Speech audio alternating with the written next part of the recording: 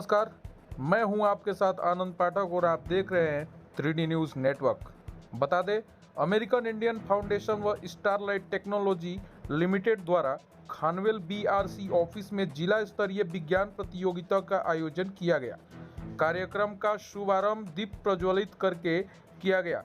कार्यक्रम के मुख्य अतिथि माननीय श्री अरुण गुप्ता, CO जिला panchayat Shri Paritosh Shukla, education department Silvassa Shri Jayesh Bhandari, education officer primary विभाग BRC सिलवासा, BRC खानवेल और समग्र शिक्षा की टीम सिलवासा तथा अमित कोहली AIFG उपस्थित रहे। कार्यक्रम के कुल 35 स्कूलों ने भाग लिया। सभी ने विज्ञान विषय को संबोधित किया। बहुत ही सुंदर और आकर्षित मॉडल बनाए। सभी विद्यार्थियों ने अपने अपने मॉडल का विस्तार पूर्वक वर्णन किया। अंत में कार्यक्रम का समापन विजेता विद्यार्थियों को सर्टिफिकेट व ट्रॉफी देकर उन्हें सम्मानित किया गया। देखिए हमारी यह खास रिपोर्ट। ऐसे ही तमाम बड़ी खबरों को जानने के लिए हमारे चैनल से बने रहे। अगर आपने हमारे चैनल को सब्सक्राइब नहीं किया तो लाल वाले बटन को दबाकर अभी सब्सक्राइब कर दें और हम तक कोई भी खबर एवं विज्ञापन को पहुंचाने के लिए स्क्रीन पर दिए हुए नंबर से संपर्क करें। धन्यवाद। शुक्ला जी सहायक निदेशक हैं शिक्षा विभाग से, हमारे डिस्ट्रिक्ट पंचायत के एजुकेशन अफसर जयेश भंडारी जी शिक्षा विभाग से यहाँ उपस्थित अन्य पदाधिकारी, अमेरिकन इंडियन स्टारलाइट फाउंडेशन है उसके प्रतिनिधिगण, स्कूल के सभी शिक्षक और प्यारे बच्चों, सभी को मेरा नमस्कार, वेरी गुड आफ्टरनून। और ये बड़ी खुशी की बात है कि आज एक साइंस एग्जीबिशन यहाँ पर ऑर्गेनाइज की गई है। स्कूल के शिक्षक हैं और वही अमेरिकन इंडियन स्टारलाइट फाउंडेशन है, उनके सहयोग से साइंस एग्जीबिशन को ऑर्गेनाइज किया गया है और बच्चों ने इसमें पार्टिसिपेट किया है, मॉडल्स बनाए हैं साइंस के। क्योंकि साइंस को जो है क्या कहते हैं, पढ़ के तो सीखा ही जाता है और उसके साथ साथ जो है उसको लर्न करने का सबसे अच्छा माध्यम होता है एक्सपेरिमेंट्स, उसको करके देखना, करके सीखना। इस तरीके की जो एग्जीबिशन है वो जो बच्चे हैं उनको मौका देती है चीज़ों को बारीकी से समझने का, उसमें खुद से इन्वॉल्व होने का, और शिक्षकों को भी मौका मिलता है कि थोड़ा अपनी चीज़ें और लर्न करना और कैसी चीज़ों को डेवलप करना है, इसमें स्टूडेंट्स को गाइड करना। इस तरीके के प्रयास बहुत ज़रूरी है क्योंकि अब हम जानते हैं कि हमारा देश निरंतर प्रगति कर रहा है, साइंस टेक्नोलॉजी की फील्ड में बढ़ रहा है और जो हमारे देश का नेतृत्व है वो ये चाहते हैं कि भारत क्या बने, एक साइंस टेक्नोलॉजी की फील्ड में एक महाशक्ति बने, एक विश्व गुरु बने। जो उसकी नींव है वो तो यहीं से पड़ती है। जो बच्चे हैं जो प्राइमरी में पढ़ रहे हैं, जूनियर में पढ़ रहे हैं, सेकेंडरी हायर सेकेंडरी में पढ़ रहे हैं, उन्हीं से नींव बनती है भविष्य के वैज्ञानिक की। हम लोग कभी भी केवल हायर एजुकेशन के अच्छे अच्छे इंस्टीट्यूशंस बना के और उसमें साइंस टेक्नोलॉजी की फैसिलिटीज दे के बहुत संख्या में बड़े साइंटिस्ट नहीं बना सकते जब तक कि हम लोगों का जो स्कूलिंग सिस्टम है वहाँ से बच्चों के अंदर एक इंटरेस्ट नहीं जागृत होता है, एक क्यूरियोसिटी नहीं जागृत होती है और उनके अंदर एक साइंस के प्रति रुझान नहीं पैदा होता है।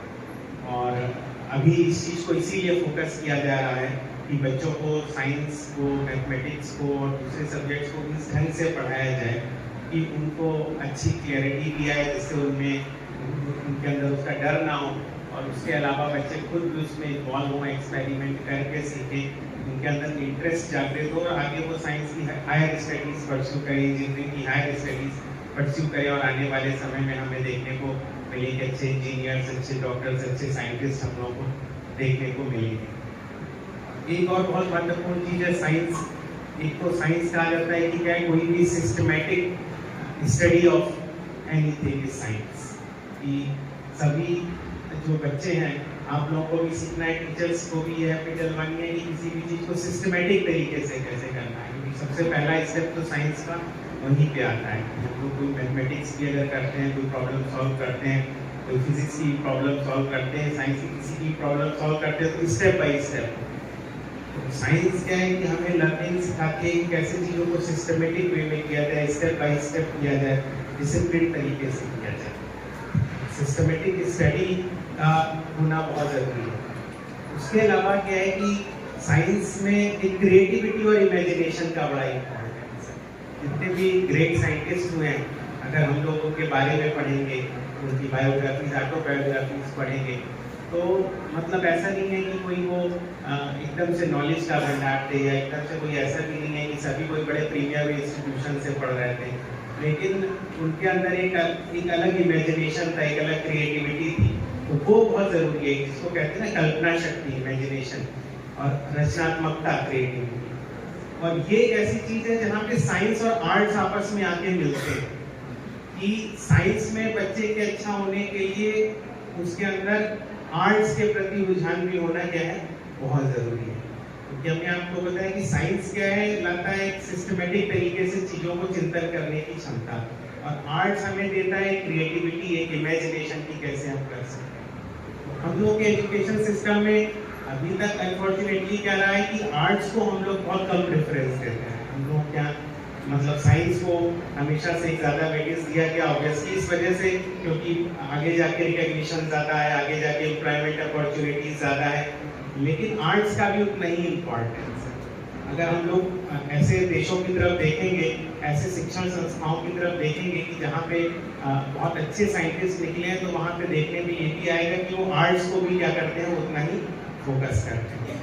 इवन हम लोग सभी एप्पल कंपनी को जानते हैं, जो वर्ल्ड की सबसे फेमस कंपनी है। एप्पल के फोन्स के लिए कई लोग तो कितना ज़्यादा वो रहते हैं रोमांचित, उसके नए मॉडल्स आ रहे हैं, एप्पल के प्रोडक्ट्स आ रहे हैं।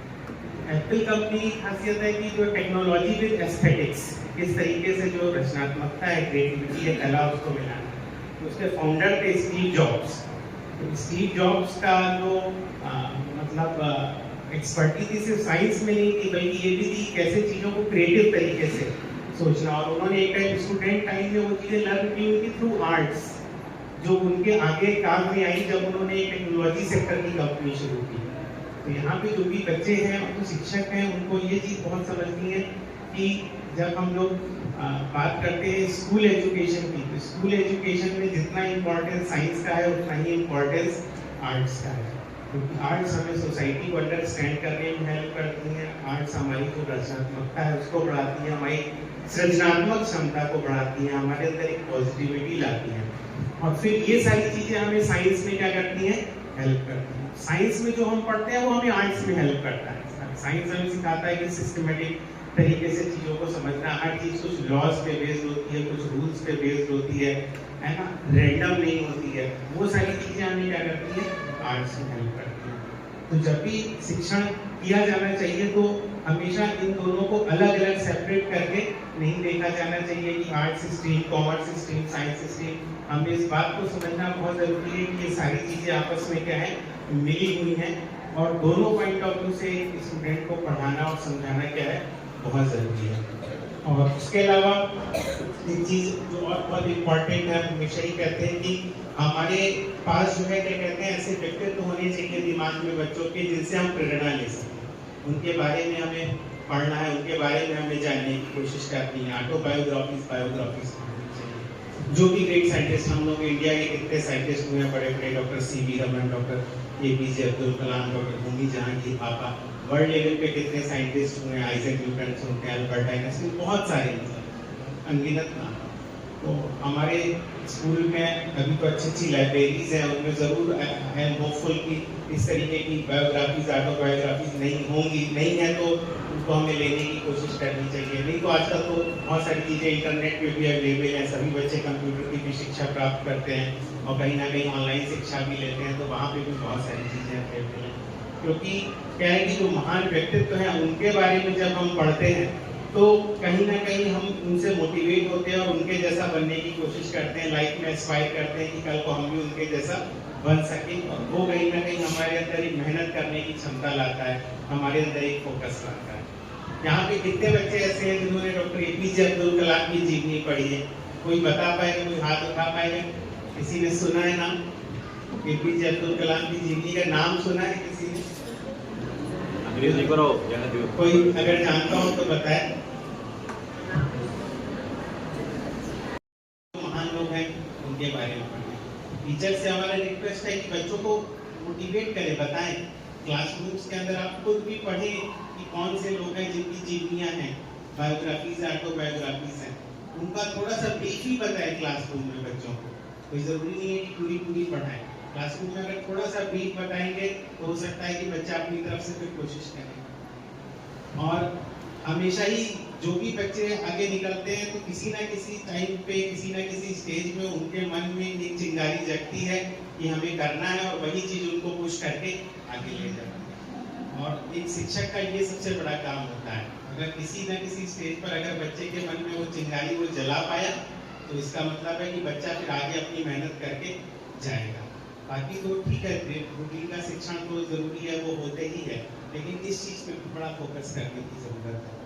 एक इम्पॉर्टेंट चीज, अभी ये नाम सुना डिजिटल इक्वलाइजर प्रोग्राम, तो उससे हमारे दिमाग में आई कि अभी क्या है, बड़ी दुविधा की स्थिति में हम लोग हैं कि एक तरफ ये होता है कि मोबाइल और कंप्यूटर जो है क्या कहते हैं अच्छी चीज नहीं है, बच्चों को एडिक्शन हो रहा है, बच्चे उसके लती हो रहे हैं, उससे उनका शारीरिक स्वास्थ्य प्रभावित हो रहा है, उससे उनका मानसिक स्वास्थ्य प्रभावित हो रहा है। और दूसरी तरफ क्या है कि हर चीज में डिजिटाइजेशन हो गया।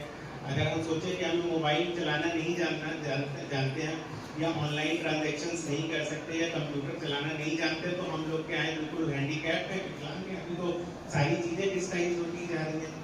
तो मतलब ये एक पैराडॉक्स वाली सिचुएशन आ जाती है कि बच्चे अगर उसका यूज करेंगे तो एडिक्शन का खतरा, नहीं यूज करेंगे तो पिछड़ जाएंगे। यहाँ पे बहुत इंपॉर्टेंट रोल है स्कूल का और टीचर्स का, बच्चों को एजुकेट करना है कि कितना यूज करना है, किस प्रकार यूज करना है। ये क्या है कि हमारे लिए लाभदायक भी और हमारे लिए हानिकारक भी।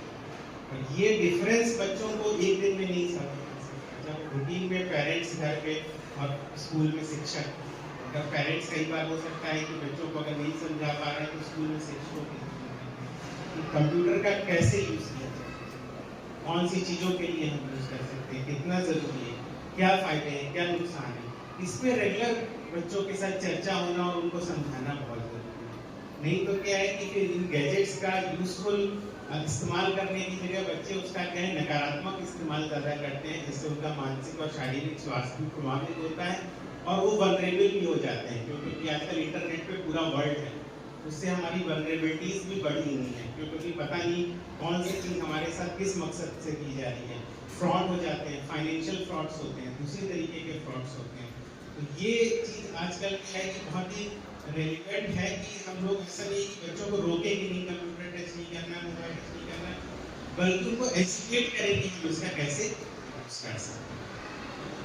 यहाँ पर जो बच्चे हैं, इतने प्रतिभाशाली बच्चे हैं, जिन बच्चों ने यहाँ पर आके बहुत अच्छी प्रार्थना गाई, उनको बहुत बहुत शाबाशी। कितनी अच्छी आप लोगों ने यहाँ पर मुझे प्रार्थना सुनाई है, और इतना अच्छा एग्जीबिशन अभी हमने पूरा देखा नहीं है, लेकिन यहाँ से दिखाई पड़ रहा है कि आप लोगों ने किया है। आप लोगों को बहुत बहुत शाबाशी बच्चों, और आप लोगों को बहुत बहुत हमारी तरफ से शुभकामनाएं दी कि आप लोग और अच्छा करें, और जो है इसी तरीके से आगे बढ़ते रहें, और जो अपने परिवार का, अपने देश का, अपने समाज का नाम रोशन करें, स्वस्थ रहें।